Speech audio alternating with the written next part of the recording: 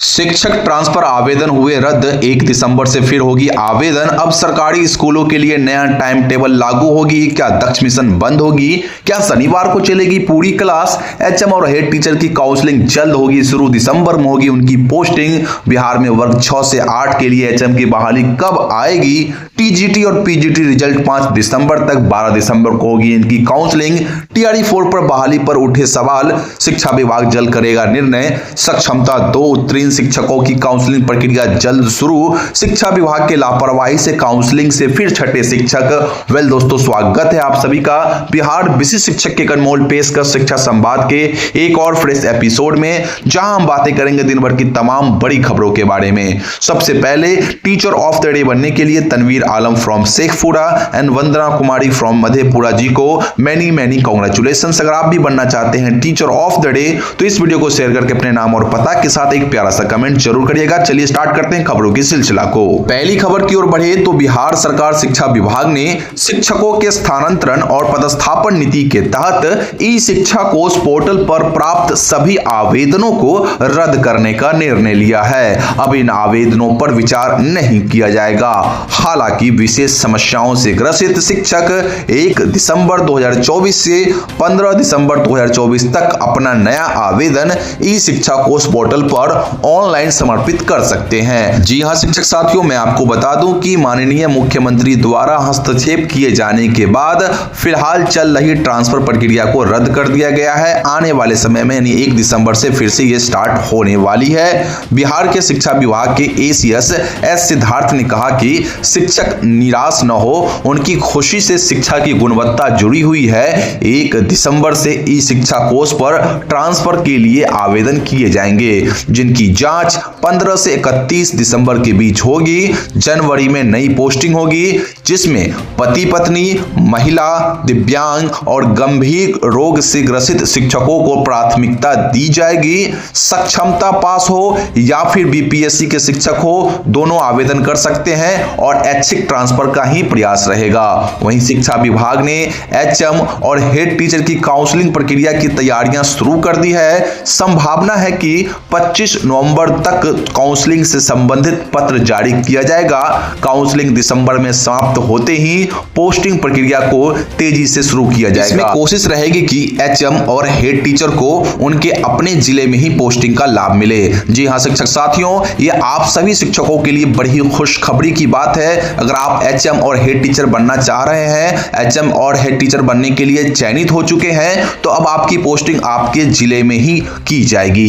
इसी के साथ अगली रिपोर्ट की ओर रुख करें तो शिक्षा विभाग के एसीएस एस सिद्धार्थ ने बताया कि राज्य के प्राथमिक विद्यालयों यानी वर्ग 1 से 5 में प्रधान शिक्षक की बहाली जल्द पूरी होने वाली है, जिससे इन स्कूलों की लगभग सभी रिक्तियां भर जाएगी। हाई स्कूलों में प्रधान अध्यापक के पदों की भी बहाली से वहां की रिक्तियां लगभग पूरी हो जाएगी।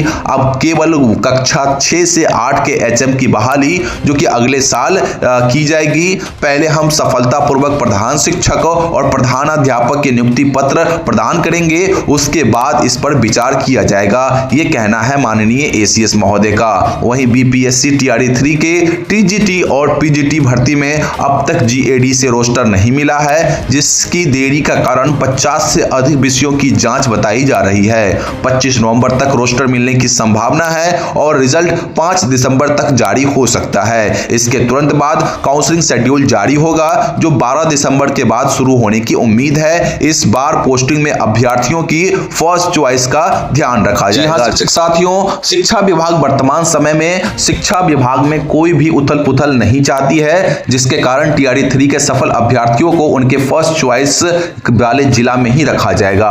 इसी के साथ शिक्षा विभाग के एसीएस एस सिद्धार्थ ने अपने इंटरव्यू में टीआरई 4 की बहाली को लेकर उठे सवालों पर स्पष्ट किया कि टीआरई 3 की सभी वर्गों और विषयों की परिणाम के प्रकाशन, काउंसलिंग और सफलतापूर्वक नियुक्ति पत्र वितरित करने के बाद ही रिक्त पदों की गणना की जाएगी।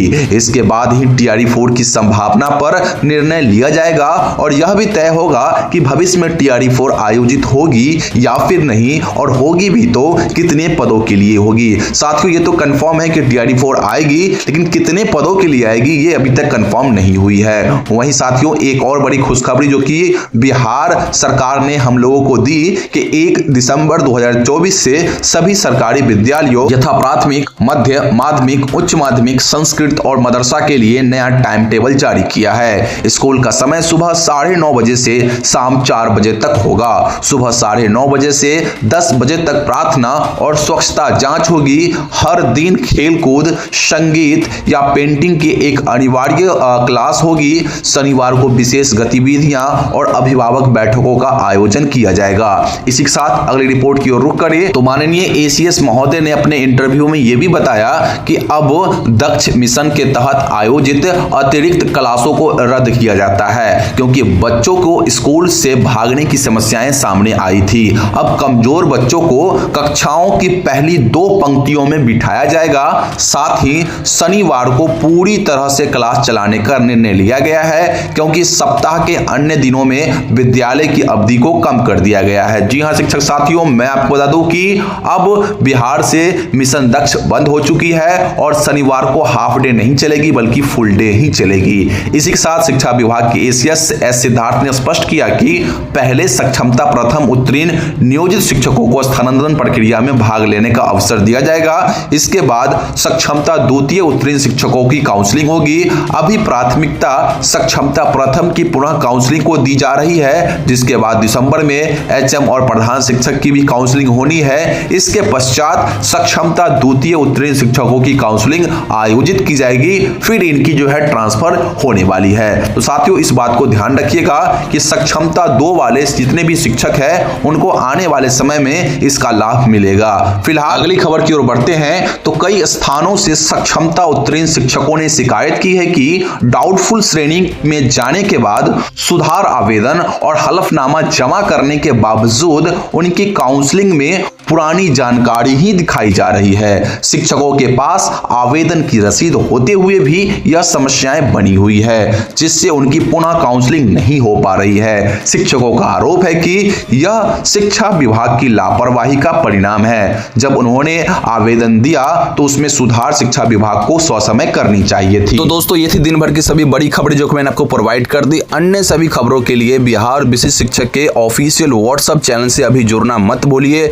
लिंक मैं वीडियो के डिस्क्रिप्शन बॉक्स में डाल दूंगा। आपसे पहले कई हजार शिक्षक वहां पे जुड़ के सभी खबरों को पहले पा ले रहे हैं, आप सिर्फ पीछे रह जाना। तो जल्दी जाइए और लिंक से हमारे व्हाट्सएप चैनल को ज्वाइन कर लीजिए। बाकी प्रतिदिन सुबह दिन भर की सभी बड़ी खबरों के साथ मैं इसी चैनल पर शिक्षा संवाद नामक एक वीडियो बनाता हूं, जिसमें आपको दिन भर की सभी खबरें प्रोवाइड कर देता हूं। तो अभी कभी इस चैनल को सब्सक्राइब करके बेल आइकन प्रेस कर लीजिए। साथ ही साथ मोटिवेशन के लिए वीडियो को लाइक करके और अपने शिक्षक संबंधित सभी ग्रुप्स में और अपने शिक्षक साथियों के पास इस वीडियो को जरूर पहुंचाइए, ठीक है ना, शेयर करके। बाकी मिलते हैं अगली वीडियो में। जय हिंद।